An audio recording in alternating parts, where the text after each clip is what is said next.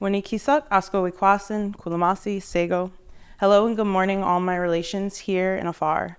Anushik, Tabitha, Shnyawe, Kishkulamanke, Ichimintu. My name is Keshia, Talking Waters to Freece Lawrence. I'm Rampo Lenape Muncie Deer Clan on my maternal side, and on my paternal side, one of 6 grandchildren of Black World War II veteran and civil rights activist, with my grandfather turning 100 years age this year. Today, I am thrilled to be here as both panelist and moderator for this cutting-edge and critical dialogue. Before we proceed, I want to take a few minutes to discuss the historical and geographical complexities that have brought us here today.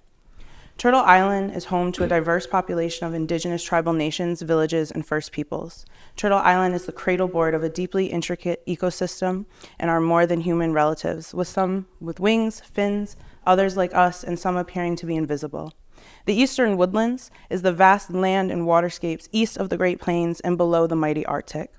The Eastern Woodlands has been loved, birthed, attended to, defended by, and remains the shared motherlands of the Haudenosaunee, the Wabanaki, the Micmac, the Wampanoag, the Nipmuc, the Massachusetts, the Narragansett, the Pequot, the Mohegan, the Quinnipiac, the Munsee, the Golden Hill Paugussett, the Schaghticoke, the Niantic, the Shinnecock, the Montauk, the Nanticoke, the now 6 nations of the Grand River, the Anishinaabe, the Piscataway, and many other communities of ancestors that we are here today in honor of. This year marks 400 years since Dutch invasion, and thus 400 years of colonial-related displacement for this hemisphere of indigenous peoples. Connecticut, an Algonquin term of endearment for the many long, rushing, and bountiful waterways, has existed well before invasion, and because of the First Peoples' consistent care and kinship, will exist forever. We are sitting at Yale University, an institution that has benefited from the forced removal, detention, and slavery of indigenous and Black bodies. From the city to Yale Forest, Quinnipiac, Pequot, Mohegan, Nipmuc, and Paugussett, and many other tribal peoples were tortured for the sustained ecosystems they created. Thus, we owe the past and the present and the future generations climate replacement, reconciliation, rematriation, reciprocity, among many other tangible acts. I am thrilled now to pass the floor over to incredible scholars and activists dedicated to understanding climate displacement and supporting peoples near and far with many transitions and nuances associated. We'll begin with Maya, followed by Tabitha. Thank you.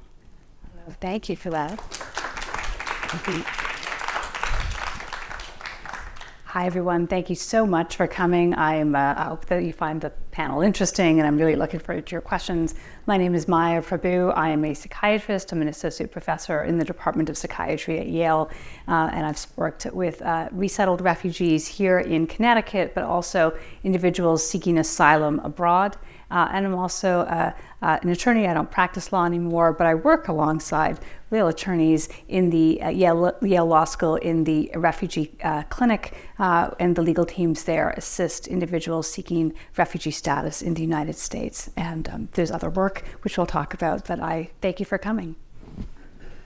Hi, everybody. Good afternoon. My name is Tabitha Sookdeo. I use she, her pronouns, and I am the Director of Community Engagement at IRIS, the Integrated Refugee and Immigrant Services. I'm also a joint degree student at the Yale School of the Environment and Vermont Law School. I'm doing a joint Masters of Environmental Management program and Juris Doctor. So I have my hands full. I'm really excited to be here today and to just dive straight in. Yeah, we are not holding back today, which is really great for a topic like this. So I want to start with a few definitions just to ground all of us.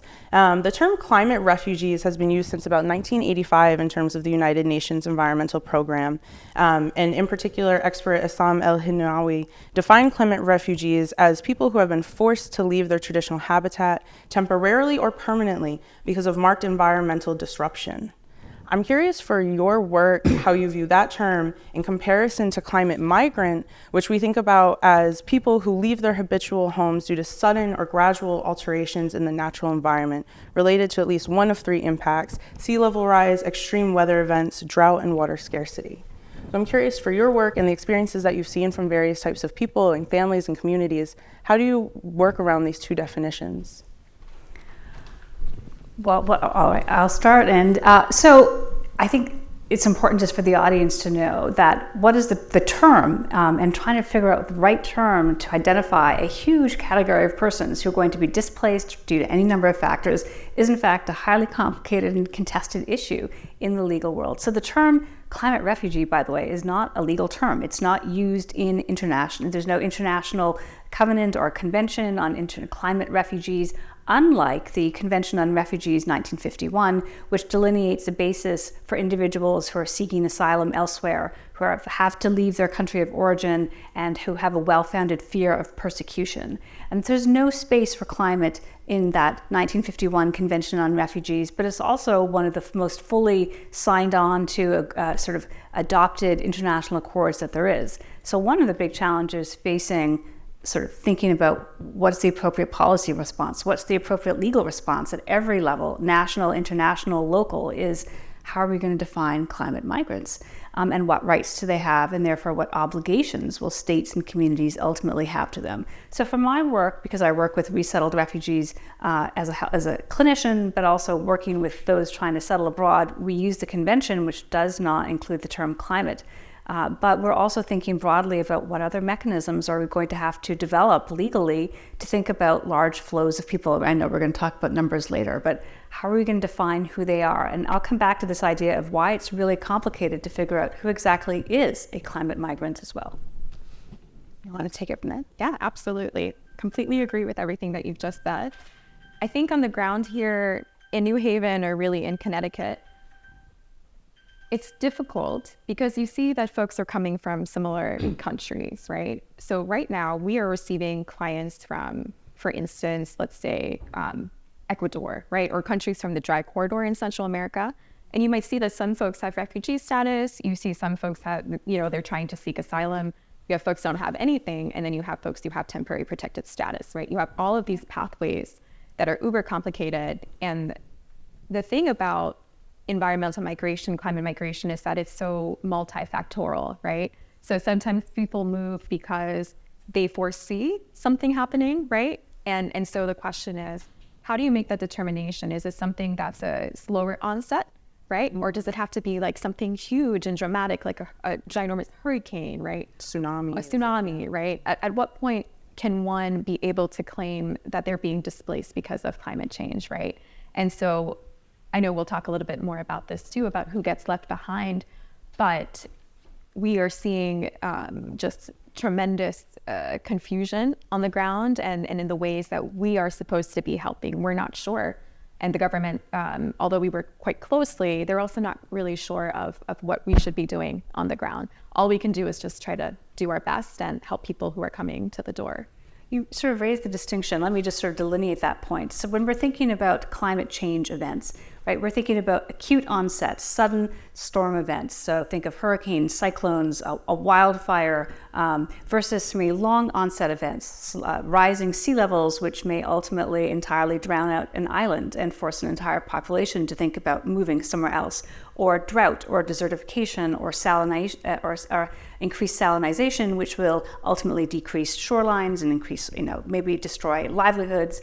So when there's an acute weather event, think about the events in Pakistan 2 years ago when a third of the country was underwater and 40 million people were displaced, and people had to move within countries, within the country, right? It's easy to sort of draw a line between the movement and the event. But as you said, when it's a slow movement or a slow onset event, when people start looking ahead and people start making small choices about, well, first, maybe they'll move their home back 100 feet from the water, or maybe they'll move into town, or maybe they'll engage in seasonal travel in order to sustain their livelihood. And by the way, it's worth pointing out, most climate migrants move internally before they cross a border for a whole number of reasons we'll get into. So how do you identify that as a climate-related move rather than something else? And so maybe the last point is that climate migrants themselves rarely define themselves as a climate migrant, right? They rarely use the term migrant or climate to be the reason. They'll point to a fire, they might point to a flood, they might say the crops, didn't grow. But climate is not often, so even doing research with people on the ground is complicated because they will often give powerful reasons for moving and why they moved where they did. But the term climate, which is what we'd like to hear, is not the term that will often be used. Which is interesting. I mean, pivoting from the definitions, right? I hear a lot of what some might call semantics, but in reality is a misconception of value systems and in relation to where one might be. And when I think about, just for example, what you said, Maya, which really will pivot us towards talking about the quantification of some of this data, is that other people, the folks on the ground that are being displaced, might refer to conflict or industry being a part of some of these realities, or settler colonialism. But so how does that impact data when we think about climate migrants and when you're trying to crunch numbers to hopefully make tangible outcomes and be able to impact the largest group of people who need that help? Well, I will say I'm not a data scientist because much respect to the individuals who are involved. You have to do two things. You have to look at potential populations that might move, and you're forecasting. So I think I will point you to the World Bank 2018 report. It's called the Groundswell Report, which has probably got the most sort of rigorous forecasting of what the numbers of climate migrants. And the Groundswell report sort of estimated that by the year 2050, the world would see about 143 million internally displaced people, right? So people who were forced to move within their own borders in order to adapt to a climate event. But that assumes that the climate projections stay on track. So imagine we did better. Imagine we actually were able to change the climate trajectory. Maybe we found a way not to increase average temperatures.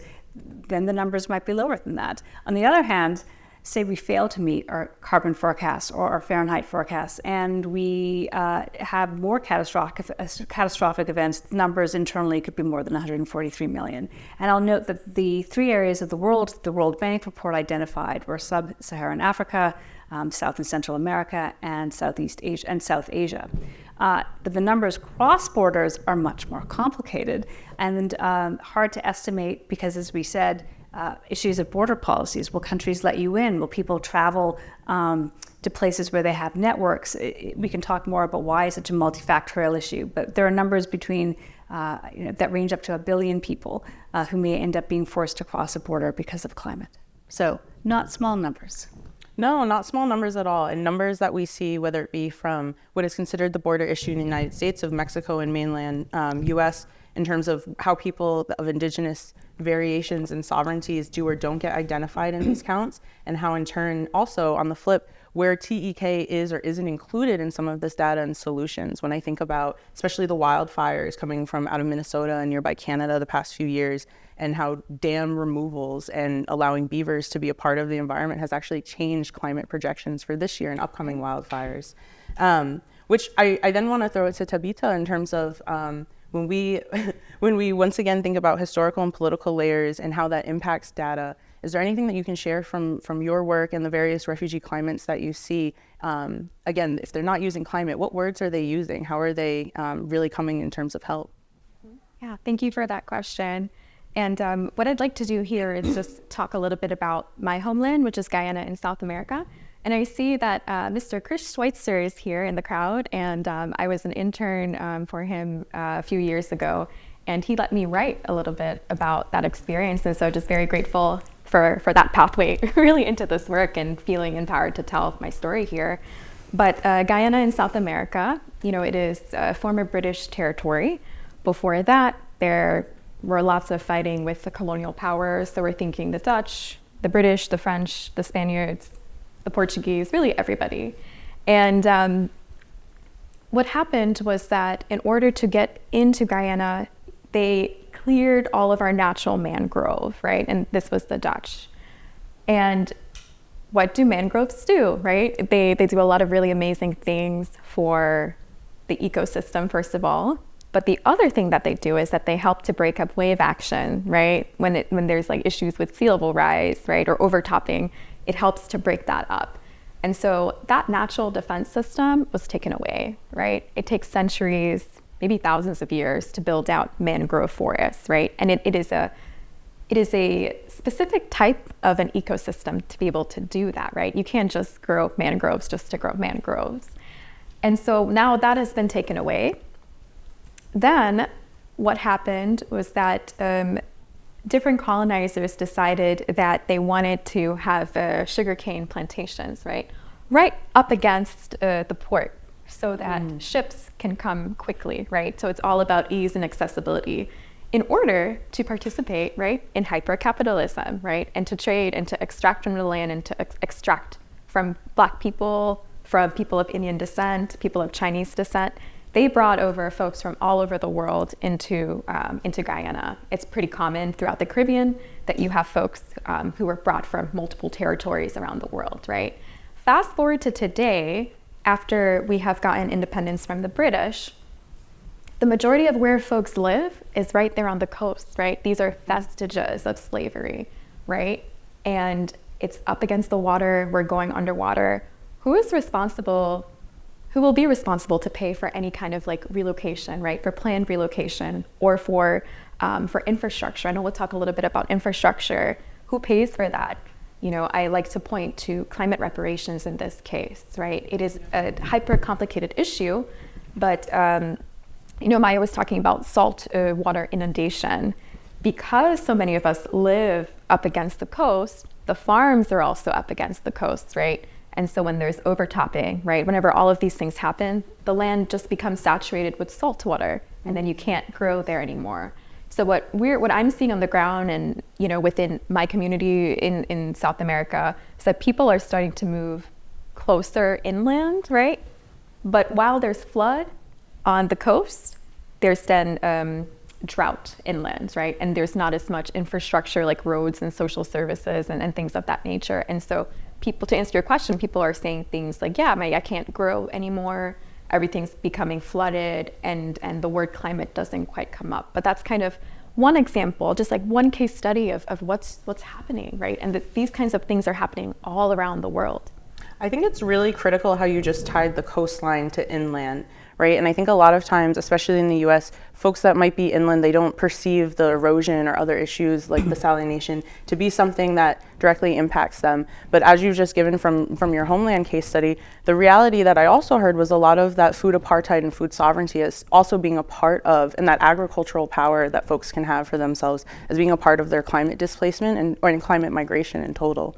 And so I'm also then curious when we think about refugee services in terms of like, do they need to know the terms climate migration, right? Or is just having a cell phone and finding the closest hospital or urgent care things that are more relevant for their resettlement and things like that? I'm curious from your POV, but also in terms of Maya, your ongoing work and expertise, what are climate displaced people first bringing to the forefront? Why don't you talk about locally, and then I wanted to step back and talk about urbanization as an important piece of this process. Absolutely, sure. Yes, I mean, whenever there are emergencies, right, there need to be a proportional level of services that are provided, right? So whenever somebody has lost everything, they need to be able to feel a sense of security, right? To have access to food, right? To be able to enroll their kids into school so that there is some sense of normalcy, right? Yeah. And so I like to think of refugee resettlement services as a way to adapt to climate change, right? Adapt to climate change as a way to respond to climate change. And I would even say that agencies like, you know, the EPA, the Environmental Protection Agency, should be giving money to refugee resettlement agencies because like we are doing this work, we are responding to climate change, right? And so what I would say is like social services equal climate adaptation. And I think that's something that I'm trying to bring more attention to because it is just a phenomenal amount of work that needs to be done. But like this discussion that we're having right now, it's just, sometimes it's kind of comical to me, right? We're talking about all of these as super high level ways, but what does it look like to actually sit down and to talk to folks who are being impacted and to ask what it is that they need and what they see as solutions? The majority of folks would love to be able to stay in their home countries, right, to stay in place. When you leave your country, it is a move of just grave desperation. Thank you for that, and I definitely identify with that although what feels like generations removed, but climate displacement for Indigenous peoples here is so real. People are driving from Connecticut to Maine, and we're talking about in one day just to be able to visit family, to be able to be a part of some of those other services that are needed, like kinship. And I think the schooling component that you added there for mothers and for families, which tend to be a lot of climate displaced people, is so critical. And then Maya, you wanted to bring up some points previously. Sure. Well, maybe we'll come back to I want to come back to this idea that displacement as crossing a border is a significant act, and vast majorities of people do not wish to do that. But it dovetails with what I want to share with the idea that, when individuals' livelihood might be eroded because the crops don't grow, the goats can't find anything to eat, pastoral herding is no longer sustainable, the aquaculture or fisheries have been destroyed. Right? So people adapt in place as a general rule. They may move their homes, they may move to a different line of sort of work, they may try to move to another line of work. Very often people's first steps in the face of climate changes is to, say, move to the cities and move to large industrial places, trying to find whatever they can. And if you look around the world, you'll see that urbanization, so think of Dhaka, think of any large city, you'll often find large swaths around it of what I'm going to call irregular housing, right? People who've moved from the country to the city trying to find any type of work that they can in order to sustain themselves, but also to send remittances back home. So urbanization is often a very important first step. And you can imagine, right, when people are living in irregular housing, they're off the grid, they don't have water, they don't have infrastructure, there's nutritional issues, there's safety issues, there's violence. And then so the question of what then propels people from cities to finally crossing a border has to do with the challenges of getting work, the challenges of maintaining a livelihood. One thing a term that you should know is the idea that that there are so-called push and pull factors in migration, right? So reasons why people might get drawn to another place. They have family there. They have contact there who speaks a similar language. There's another community that's similar to theirs, so they've paved the way. So you can call that a network. There's a similar there's a way in which they can use whatever work skills that they have. There's also sort of push factors, so reasons that prevent people from making big migrant journeys. So the borders are closed. The countries surrounding closest to them might be hostile. They aren't allowed to work in those other countries, et cetera, et cetera. So migration is always this weighing of what are my best options, where's the best opportunity, is there an economic opportunity there? So it's multifactorial.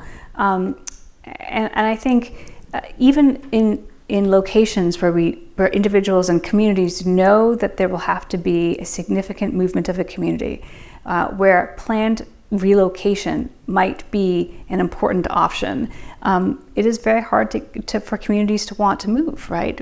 Why would people want to move to the place where they've lived their entire lives, where their ancestors have lived, where they have a way of life? What do you do about cultural loss? What do you do about your relationship to the land? So you already mentioned small island states are struggling with this issue now. What do you do when the small island states of the Pacific will be fully submerged in 50 or 60 years? But we've already also begun to see this in the United States, as you pointed out, right? I don't know if you want to speak about planned relocations in the U.S. Oh my goodness. No, yes. I think there is, when I think about U.S. perspectives in particular, just drive north a little bit in terms of Massachusetts and the amount of energy it takes to get to places like Aquinnah or Martha's Vineyard, and what that means for Aquinnah Wampanoag in terms of the ecotourism layer that unevenly and does nothing equitable for Indigenous folks who are constantly being climate displaced, but also gentrification as the cousin of colonization, and that role here that the industrial layers have. I mean, when we think about insurance companies on a coastal place and what that means for people to live and actually know if something does happen to their home that they can have help, right? A lot of the Indigenous Eastern Woodlands nations, we've already been displaced because of colonial layers, and then on top of that, there are new climate layers that are putting us in a position very similarly to other nations globally. But then even again on mainland Turtle Island, when I think about the Aleutian Islands in Alaska, and Arctic people will not leave their lands, which means they're okay with being off-grid. They are okay with being in their rural communities as long as there's also support again for that climate reparations, because there's still science and universities up there. So we know that there are other means of support that are not trickling down essentially the way they should. And I think a lot about, from my international law perspective, of telecommunications and technology being a human right. And we're not necessarily seeing all of the STEAM and science worlds come to the forefront for climate displaced people right now. I think there are a lot of good efforts being done at students at MIT and other institutions, right? But where do we see that kind of infrastructure truly helping displaced people? And I also think about what's happened recently in the past few years in terms of Haitians in Texas and the amount of response that was exhibited in the Gulf of Mexico and at the Texas line. And which brings me to another point. How do we handle conflict zones and ongoing warring and political tensions that have impacted on the ground and tangible realities? I know earlier we were speaking about Sudan and border control and loss of life from a mixture of things. Would you like to talk about that a bit more? Sure, yes.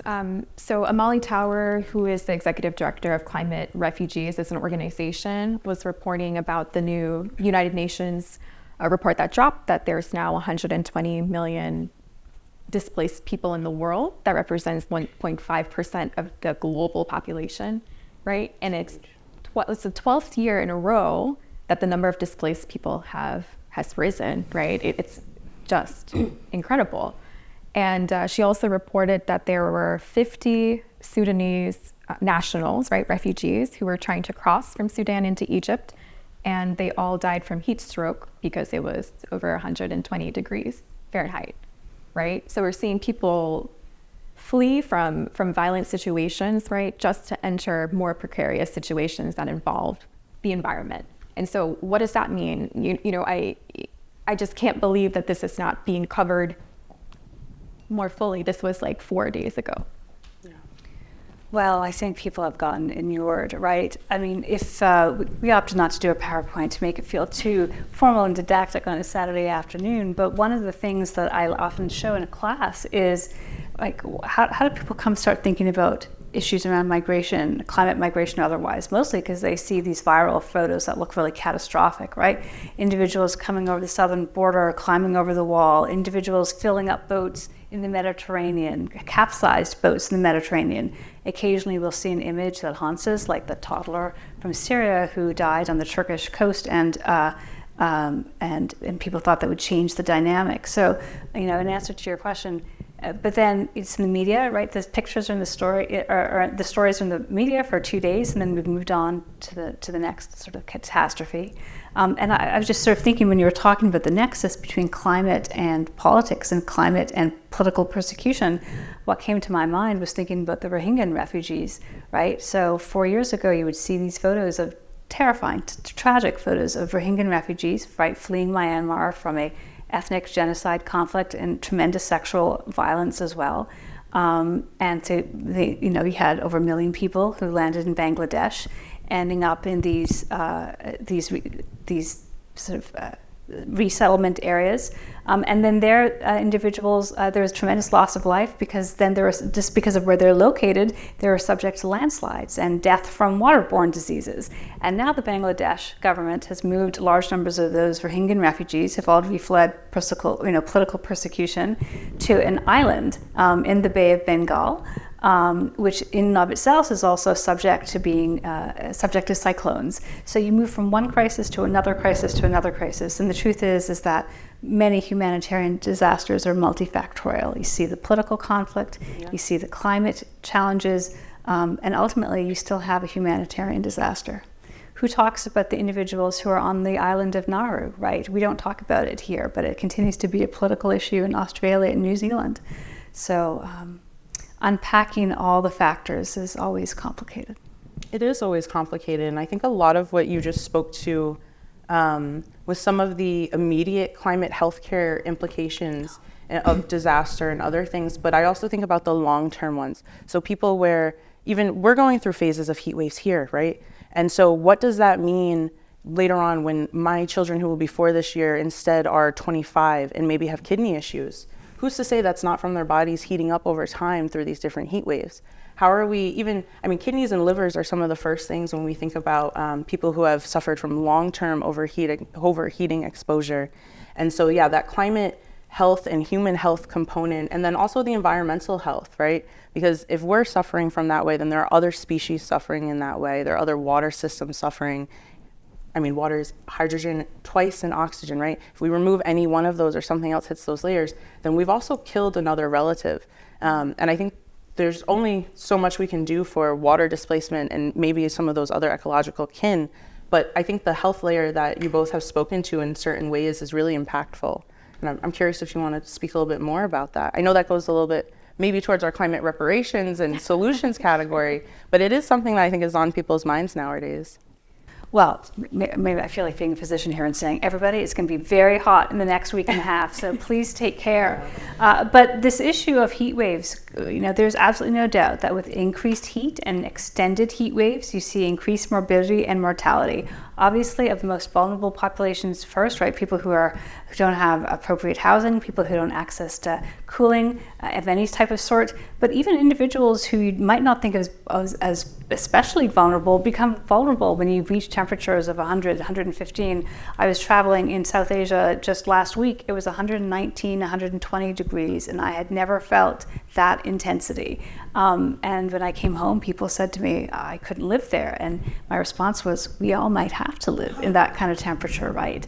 So there's no doubt that mortality and morbidity goes up. We know that interpersonal violence goes up. We don't begin to understand the impacts of heat. We spoke about liver and kidney. As a psychiatrist, I think about the brain. We don't know what it does for the neurotransmitters and how it will affect emotional regulation. We do know that the body needs to be able to cool down at night in order to regulate itself, and that people who have cardiac issues, who are on medications, who are on psychiatric medications, will have trouble regulating themselves in such intense heat. So there are a lot of climate health issues related to climate events. Never mind infectious disease trajectories changing, waterborne diseases, as we've talked about. The list goes on. I know they didn't want to talk. I could make this a climate change and health talk, which I won't. But I think the real issue is, how do we begin to predict and adapt, and how do we meet needs on the ground, both abroad and here at home too? Yeah, thanks for that.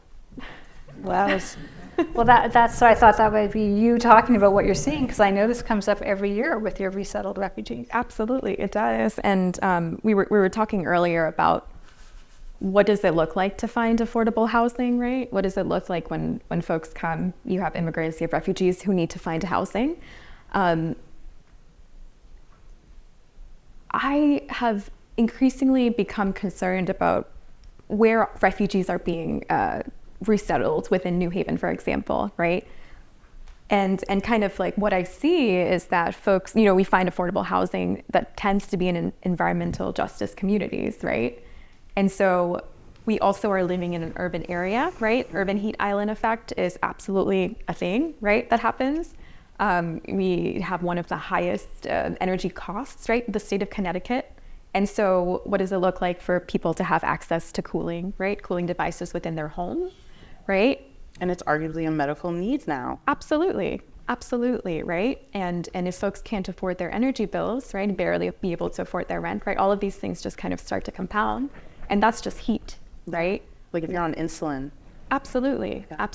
What about air pollution, right? We haven't even talked about that. What does that look like? The other thing is if storms come through, we're seeing increasing storm systems come in through to Connecticut, right? And in some environmental justice communities, there's quite a bit of flooding, right? Like in Fairhaven. We have a lot of clients who live in Fairhaven, right? What does it look like to ensure that they're getting information that they need, right? One, to be sure that they're not caught, right?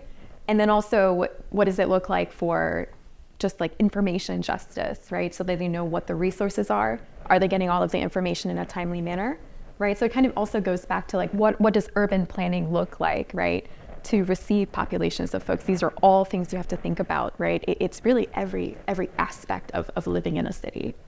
I'm going to sneak in a comment there about how urban planning actually becomes very critical, and how do we shore up and make climate resilient our important social structures in the, schools become important, right? If there's a catastrophic event, hospitals become important. How many of you might remember how hospitals and prisons and jails became flooded during Hurricane Katrina, right? So you had hospitals at that time having to make super challenging decisions about do we evacuate patients ahead of time when we're not sure which way the trajectory of the storm will go. Many hospitals kept patients in place. But then, I know we're in the eye of the storm, had electrical shortages, right? Had power outages, we're evacuating patients, acutely ill through floodwaters.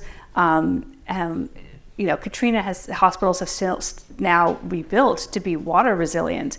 But there's nothing specific about most hospital or clinic infrastructure that allows them to withstand a hurricane, a cyclone, and this is true locally, but globally as well. We're going to have to start thinking about how do we harden or climate adapt our most important buildings and infrastructures. And when, just thinking about health, it's not just hospitals, it's pharmacies, it's dialysis clinics, it's all the infrastructure that goes around supporting people. And that's an issue locally as well as globally. I also want to add, we've spoken a lot about urbanization, and maybe controversially enough, it's more than urbanization for me when I think about where climate refugees and refugees in general get placed in this country, and the ability where there is to put people on land and in rural places that still has those other connections. If there are families that are used to being corn farmers, there are many places they can still do that here, right? Or even potatoes. Potatoes grow even in Antarctica. So there is an ability, I think, for some of the folks that are looking to still feel a proximity to land for them to find replacement that offers that. I think a lot of times, though, that ends up pulling on the social realities of things, because you might not necessarily be in a community that is prepared to take in hijab wearing Sudanese or what have you, right? And so those are other components, though, that become really important for where people get placed, and then those receiving folks as well. But you wanted to add something. Yeah, absolutely. There's this really cool farm in Vermont. I forget what it's called. Just look up refugee farm in Vermont and it comes up, and they do exactly that, ensuring that refugees have access to land, right, so that they can be a part of their backgrounds of being farmers. But what I'll just add quickly too is, when we think about urban areas and as we talk about refugees, I want to make clear to everybody that refugees have specific protections, right? As soon as they set foot in the United States and they've been granted refugee status, and they wouldn't be on the plane unless they had been granted refugee status, they're automatically allowed to work, right? I would like to make sure that folks are aware of, when it comes to undocumented immigrants and asylum seekers and not being able to have that level of protection and access to social services, right? And so what we see sometimes are disparities within different types of statuses. And I mentioned that because I heard Maya talk about prisons, right? And from what that brings up for me is detention, right? We have disproportionate amounts of Black and brown folks, specifically Black folks, right, who are detained as immigrants. And what we also see in detention centers, right, are just like gross environmental injustices, right? And so whenever there are storms and other things of that nature, they also get hit, right? So I just want to highlight just the issues that Black immigrants face, especially Black undocumented immigrants. And they also might be fleeing for climate change, for any number of issues, but I want to make sure that folks are aware of that. No, I think that's critical, because we also haven't brought up gender and sexual realities in terms of detention, and for, again, climate displaced folks in terms of how they are identified and where that then ends up for them. And that also ties into the healthcare system, and also queer ecology to a certain extent, but we're not fully going down that route. Although I think this is a great segue when we think about the misconceptions possibly associated with climate displacement and climate migrants, while there's also a disproportionate reality for some of them. And I'm curious, from your work and your experiences, what are some of the misconceptions that the ongoing efforts of trying to support climate migration and other folks and other realities is doing? Well, your comment about speaking about women, I'll use this opportunity to talk about to address the myth that everyone will want to leave, and also to talk about women. One population of concern, greatest concern to me around climate migration, are not just the people who go, and we can talk about the experiences that they have along the way, which can put them at any number of health risks and interpersonal risks, but what happens to the people who stay? Because very often, right, when a family has to make a decision, or young men or men of working age are the first people to go, and then who stays? Children, women taking care of children, older people who may be too vulnerable or fragile to move. And so what happens in these so-called trapped populations is that you have individuals who are the most fragile in an environmentally degrading condition with less and less ability to meet their needs or to engage in any livelihood activities that would allow them to meet nutritional needs and financial needs. And so that population that stays is a great concern, in every set of ways, in terms of social needs, humanitarian needs, medical needs, and what will happen to them. So just again, thinking ahead to what do we do when we think about how do we start to respond to climate migration? When we talk about what can we do to make things better for the people who choose to stay or have to stay, when we talk about adaptation, I think we need to be thinking about, for the communities or the people remaining in the communities that are going to be in place or having to be in place, what can we do to sustain their quality of life for as long as possible? You talked about Kiribati, the island of Kiribati, for example, was exploring the ideas of building $1 billion seawall so that they could sort of slow down the slow submersion of the island. They were also thinking about building floating islands as a way of finding another place for other people to live. I think thinking about what we can do to keep communities remain in place if they want to for as long as possible is really critical. But you talked about communities being creative. If you can sort of find some headlines in this, there are communities who have actually, in the US, who've tried to advertise themselves and sell themselves as places for climate refugees. So Duluth, I think Duluth was one of them, a couple of towns in upstate New York. Right, was it Buffalo? Yes. So there are communities that are thinking ahead to thinking about, this is a way for us to grow our populations and get new skills. We've talked a lot about migrants, which is appropriate, but I also think we have to think about the needs of receiving communities who themselves may be undergoing climate change, may be feeling insecure, may be feeling resource insecure, job insecure. Unless we think about the needs of the communities that will have individuals moving in, I think we're setting ourselves up for a lot of social and political tension. Yeah, that's a very critical point. Thank you for that. Tabitha, do you want to build off of that? I think the doc covered most of it, but I think the only thing I might add is, I don't know we'll get to solutions, but I just can't help but think about the extent to which the global north, right, and the United States uses resources disproportionately, and our role and what we need to be doing. Like, we need to get to work now. But we'll talk about solutions. But I just can't help but for that to weigh on me. Yeah, and there is a certain layer, I think, of hypocrisy and audacity to constantly think of the environment as a continuous resource, when it's so evident that we're losing that ability to use the environment as a resource and think of it as renewable, when we're also seeing communities having issues with, literally in terms of kinships and where we end up as being renewable. And although we're talking about going into solutions, I do think we can head that way when we start discussing the issues and how we understand them. So in terms of the receiving communities, when we think about solutions, I want to talk about what they need in terms of what you were just saying, Maya, but also what they can provide and the human resources that exist.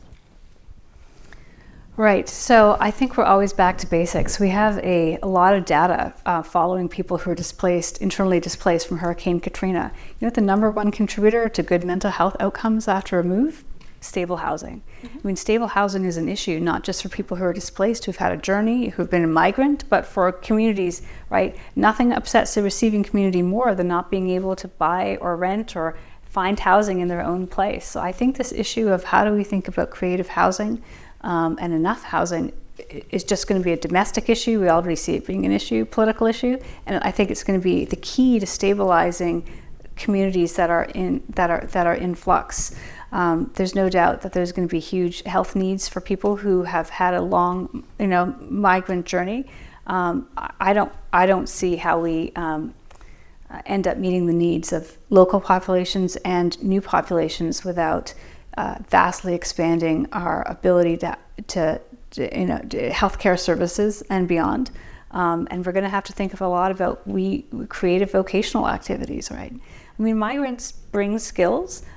They also send remittances back home, which allow people to stay in place there. So I think the challenge is that the political discussion is so toxic at this point and reactionary. So how do we uncouple that negative feedback? You see people crossing a border, you immediately raise questions of who's worthy, who's allowed, who's justified, and then the conversation immediately breaks down. But we need pathways, right, to allow people. Maybe we need to think about creative pathways for seasonal work. Maybe we need to think about regional agreements. I mean, these are all in this administration's sort of climate report a few years ago, and they're being thought about around the world. But I don't see us being in a great place at the moment for a lot of political consensus building. But we have to get there somehow. I think it's really important in terms of what you said, though, and what I hear as a hint towards fluid policies. Mm-hmm. Like I really appreciate this concept of seasonal related migration, because those are things as Indigenous people we've already done. This is the season for fish. You don't need to be eating red meat right now, right? But also the seasonal reciprocity that then exhibits for land, as well as community strain. But I want to go back into the housing a little bit more, because for me that also ties into environmental justice communities. And when we think about reparations for the immediate, but again, Indigenous peoples that have been displaced, there's an organization and an ongoing company called HEAT, HEET, coming out of Massachusetts and working with geothermal networks to replace gas and others in terms of heating and electricity. And one thing that they've been working on is how do we identify restoring some of that power for the environmental justice communities, where we're talking about exorbitant prices when we think about electric and heating bills moving forward, regardless of how warm we're becoming. And so the new technology that can be applied to those things, and when we think about cooperatives and potential housing buildings moving forward instead of just single individual family homes, incorporating a lot more of that technology and opportunities. Tabitha, I saw you though ready. Yeah, ready to jump. Ready to go. So guess what Iris's number one issue is? It's housing, yeah, it's housing. Our number one issue, or I should say challenge rather, has been housing probably for the last 8 to 9 years, right? And that's for both New Haven, right? For Hartford, we have offices both there, and also in Middletown, where we're also starting to resettle clients. So housing is huge, right? And also family structures look different, right? Compared to what a family structure might look like in the United States, right? The size of families, or even the number of generations that are living together. And so that alone is just quite difficult. But what I'll say too about housing and just these kinds of solutions that they're epically technocratic, right? And I just wish that we would be simpler and just cut out, right? To me, it makes me think of the way that the American healthcare system is, right? It's just constant trying to alleviate very quickly issues instead of going to the root cause of issues, right? And I guess what I see is just like a need for us to step back from these hyper technocratic solutions and just to be simple, just to live with the land, and let's just simplify, and that saves a lot of money too. It does, and it does save a lot of money. It also, I think it helps build that ecological empathy, and it lessens the ability for there to be apathy, which I think you spoke about a little bit when we're talking about who's worthy of migration and things like that. But even there is a little bit of a species differentiation in terms of who is able, because we've seen at the international level, at the United Nations level, documentation for migratory species, but yet humans are not a part of that document. We're not including ourselves in terms of a migratory species. And I think in many ways, climate change has kind of forced that conduit to think of us in that way. Even if you appear to have a stable household and abilities, you still on a 100-degree weather day are going to try to drive to the beach, right? You are still going to find ways to cool yourself down that relate to migration, and nowadays are becoming much more prominent topics of migration. Well, sort of keeping an eye on the time, I'll just say this about sort of the international level. In 2018, the UN Global Compact on Migration was signed, which very clearly drew a link between climate change and migration flows, and calling on global cooperation about thinking about migration flows. But it's not a binding instrument. And as some of you may know, the UN Framework Convention on Climate Change has, let's call them, lots of working groups thinking about various aspects, including the issue of an adaptation fund, right, to which countries may or should be donating in order to allow individuals and communities to stay in place. I think the fund has about $1 billion, but think about the number, $1 billion committed, but let's think about the numbers that I have. 1 billion people who might cross a border, that's $1 per person. I think we've got a ways to go. But and your comment about climate justice reminds about why is it so hard to get action? Because countries and companies are worried about the liability. Most of the climate, the most significant contributors to climate change and carbon emissions are countries in the global north, and most of the communities that will be most negatively affected by climate change or be forced to displace are in the global south. I'll just say this as an academic too, most of the research on climate change is in the global north. So there's lots of ways in which we have gaps. So I just want to say it's not like this is not known at the international level, but again, how do you create cooperation consensus at a time when, frankly, the international community is highly fractured and focused on any number of other high-profile conflicts?